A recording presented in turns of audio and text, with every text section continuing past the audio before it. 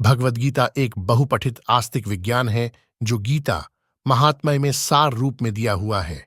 इसमें यह उल्लेख है कि मनुष्य को चाहिए कि वह श्री कृष्ण के भक्त की सहायता से संवीक्षण करते हुए भगवद गीता का अध्ययन करे और स्वार्थ प्रेरित व्याख्याओं के बिना उसे समझने का प्रयास करे। अर्जुन ने जिस प्रकार से साक्षात भगवान कृष्ण से गीता सुनी और उसका उपदेश ग्रहण किया, इस प्रकार की स्पष्ट अनुभूति का उदाहरण भगवद गीता में ही है। यदि उसी गुरु परंपरा से निजी स्वार्थ से प्रेरित हुए बिना किसी को भगवद गीता समझने का सौभाग्य प्राप्त हो, तो वह समस्त वैदिक ज्ञान तथा विश्व के समस्त शास्त्रों के अध्ययन को पीछे छोड़ देता है। पाठक को भगवद गीता में न केवल अन्य शास्त्रों की सारी बातें मिलेंगी, अपितु ऐसी बातें भी मिलेंगी जो अन्यत्र कहीं उपलब्ध नहीं है। यही गीता का विशिष्ट मानदंड है। स्वयं भगवान श्री कृष्ण द्वारा साक्षात उच्चरित होने के कारण यह पूर्ण आस्तिक विज्ञान है। महाभारत में वर्णित धृतराष्ट्र तथा संजय की वार्ताएं इस महान दर्शन के मूल सिद्धांत का कार्य करती हैं। माना जाता है कि इस दर्शन की प्रस्तुति कुरुक्षेत्र के युद्धस्थल में हुई, जो वैदिक युग से पवित्र तीर्थ स्थल रहा है।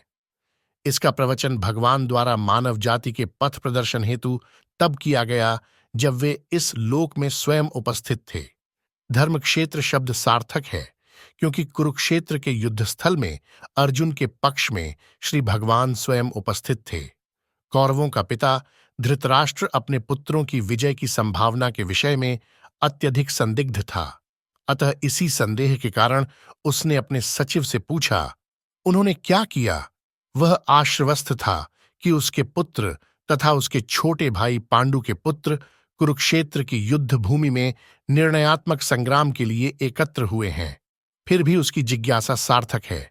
वह नहीं चाहता था कि भाइयों में कोई समझौता हो, अतः वह युद्ध भूमि में अपने पुत्रों की नियति, भाग्य, भावी के विषय में आश्वस्त होना चाह रहा था। चूंकि इस युद्ध को कुरुक्षेत्र में लड़ा जाना था, जिसका उल्लेख वेदों में स्वर्ग के निवासियों के लिए भी तीर्थस्थल के रूप में हुआ है, अतः धृतराष्ट्र अत्यंत भयभीत था कि इस पवित्र स्थल का युद्ध के परिणाम पर न जाने कैसा प्रभाव पड़े। उसे भली भांति ज्ञात था कि इसका प्रभाव अर्जुन तथा पांडु के अन्य पुत्रों पर अत्यंत अनुकूल पड़ेगा, क्योंकि स्वभाव से वे सभी पुण्यात्मा थे। संजय श्री व्यास का शिष्य था, अतः उनकी कृपा से संजय धृतराष्ट्र ने उससे युद्धस्थल की स्थिति के विषय में पूछा। पांडव तथा धृतराष्ट्र के पुत्र दोनों ही एक वंश से संबंधित हैं, किंतु यहां पर